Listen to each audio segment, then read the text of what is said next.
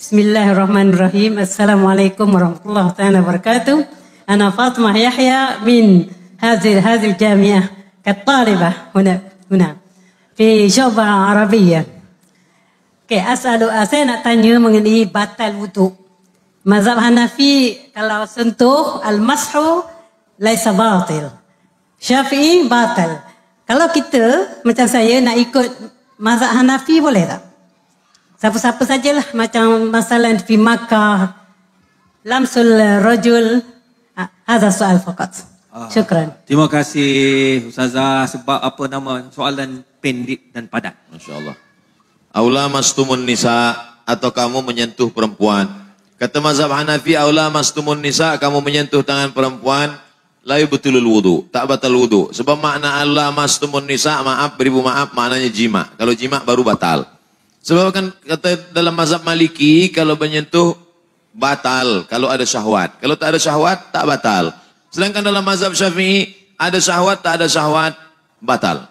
Saya dalam hal ini memilih mazhab Syafi'i. Kenapa Ustaz pilih mazhab Syafi'i? Apa hujahnya? Lebih mazhab Syafi'i lebih ihtiyat, lebih hati-hati, lebih selamat. Misal umpamanya saya bersentuhan dengan perempuan. Lepas itu saya sembahyang. Allahu Akbar. Datang setan berbisik. Hai Abdul Somad, engkau tadi bersentuhan. Kata hati saya, tak batal, aku tak ada nafsu. Kata engkau tak nafsu, tapi adalah sikit. Maka di situ saya pilih mazhab Syafi'i sebab ihtiyat dia tinggi. Manakala saya bersentuhan, saya wuduk balik. Selepas itu datang setan menggoda. Wuduk engkau sudah batal Abdul Somad. Kata saya, tak batal, sebab aku dah wuduk balik. Salahkah seseorang memilih mazhab Maliki, memilih mazhab Hanafi, kemudian menurut dia baca, dia tengok, lalu kemudian dia pilih mazhab ini. Salahkah dia? Maka kata Syekh Wahbah Zuhaili dalam kitab Al-Fiqhul Islami wa Adillatuh, orang boleh memakai mazhab talfik campur bisyarat. Syarat yang pertama, bukan tatabbu' rukhas. Ingin mencari senang-senang, mudah-mudah aja. Giliran berwudu, dia pilih mazhab Hanafi. Selepas itu hari raya kurban, orang bertanya, awak tak berkurban tahun ini? Tidak. Kenapa? Kurban sunat muakkad. Kurban dalam mazhab Hanafi wajib. Iya, aku duduk je Hanafi. Kurban aku pindah ke Maliki. Syarat yang pertama, dia tidak tatabu' rukhas. Tapi kerana dia tengok dalilnya kuat.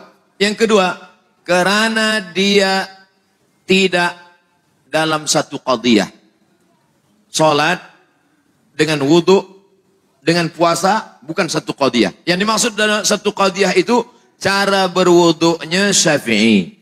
Selepas itu membatalkannya, pindah dia ke Maliki atau Hanafi. Maka ini satu qadiyah. Apa beza wuduk Syafi'i dengan wuduk Hanafi? Wuduk Syafi'i, air asal kena rambut sikit saja sah. Kena rambut sikit saja sah. Sedangkan Hanafi, 1/4 kepala. Dalam mazhab Hanafi, tangan dibasahkan, dimasukkan. Dia pakai hadis yang Nabi memasukkan tangan ke celah syurban, dan 1/4 kepala kena. Karena kepala ini dibagi 4. 1, 2, 3, 4. Maka mesti kena 1/4 kepala. Kalau 1/4 kepala tak kena, maka batal. Sedangkan Maliki, cara menyapu kepala, dibasahkan 2 tangan, semua. Dari depan ke belakang, maju lagi ke depan, kena 2 telinga. Cara wuduknya dia pakai Syafi'i. Selepas itu dia pergi jemputan walimah. Selamat ya, barakallahu lakum wa baraka alaikum wa jama'an bainakum fi khair. Kena ujung. Lepas itu dia sembahyang. Orang tanya, kenapa awak tak wuduk balik? Tak batal lah, saya kan tak ada nafsu. Oh tak boleh, sebab cara wuduknya tadi Syafi'i. Kenapa dia melompat kepada Maliki atau Hanafi? Jadi orang yang alim, kalau cukup 3 syarat. Yang pertama, bukan tatabu' rukhas, bukan mencari senang-senang. Yang kedua, bukan dalam satu qadiyah, tapi berbeda qadiyah. Yang ketiga, dia alim dalam bidang fiqh itu, maka dia boleh. Begitu kata Syekh Wahbah Zuhaili, bukan kata Abdul Somad. Wallahu a'lam.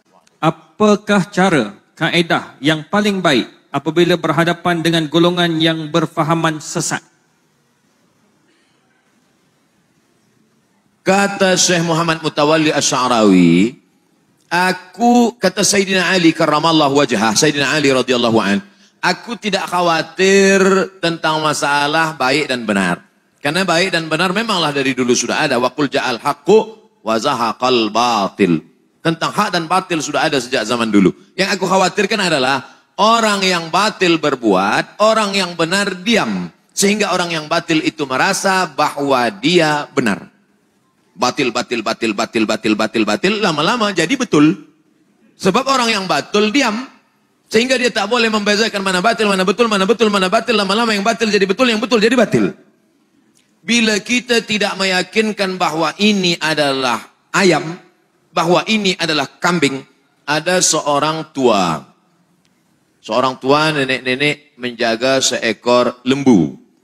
Maka selepas itu dia perlu uang. Dia mesti menjual lembu ini ke pasar. Maka dia pun bawalah lembu ini. Di tengah jalan dia berjumpa dengan orang. Hai nenek tua, ya, berapa harga ayam ini? Ini aku bawa lembu. Ini lembu bukan ayam. Lepas itu dah dekat ke pasar, orang bertanya lagi. Cantiknya ayam. Ini lembu. Siapa kata ini ayam? Dah sampai ke pasar, pasar haiwan.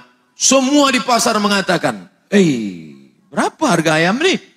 Lama-lama dia jual lembunya dengan harga ayam. Semua. Maka kita mesti kenali bahwa kita benar dan ini adalah batil. Maka orang yang batil ini mesti kita luruskan. Orang yang bengkok mesti kita luruskan. Itulah mengapa pagi, petang, siang, malam kita minta ihdinas siratal mustaqim.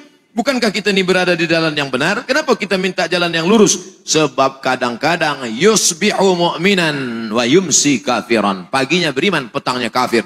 Makanya kita disuruh baca surat Al-Kahfi. Man qara'a surat Al-Kahfi, siapa yang baca surat Kahfi yaumal Jum'ah, hari Jumat, adha'a lahu min nur. Allah berikan dia cahaya. Dengan cahaya itu dia boleh membezakan mana hak, mana batil, mana bengkok, mana lurus, mana hitam, mana putih.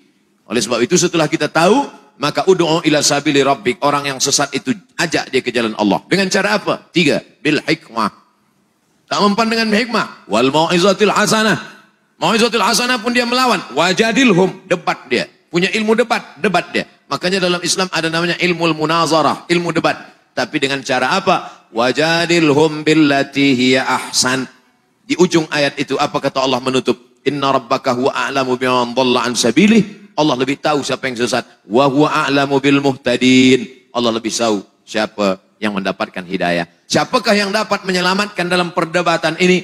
Siapa lagi kalau bukan penuntut-penuntut dari Fakulti Pengajian Islam. Falsafah, akidah wal falsafah. Wallahu a'lam.